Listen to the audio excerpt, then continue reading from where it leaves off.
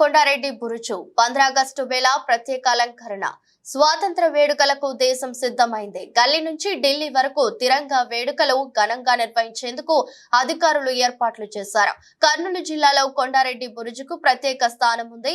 స్వాతంత్ర దినోత్సవాన్ని పురస్కరించుకుని పురావస్తు శాఖ అధికారులు కొండారెడ్డి బురుజును విద్యుత్ దీపాలతో సుందరంగా అలంకరించారు. దీంతో త్రివర్ణ పతాక రంగులతో కొండారెడ్డి బురుజు మెరిసిపోతోంది.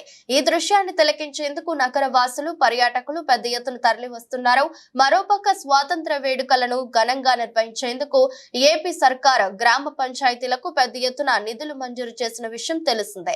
దీంతో గ్రామ పంచాయతీల్లోనూ ఘనంగా తిరంగా వేడుకల నిర్వహణకు ఏర్పాట్లు జరుగుతున్నాయి. గతంలో ఈ వేడుకలకు అతి తక్కువ మాత్రమే కేటాయింపులు ఉండగా తాజాగా డిప్యూటీ సీఎం పవన్ కళ్యాణ్ గ్రామ పంచాయతీల్లో ఈ వేడుకల నిర్వహణకు 10,000 నుంచి 25,000 వరకు కేటాయింపు చేశారు.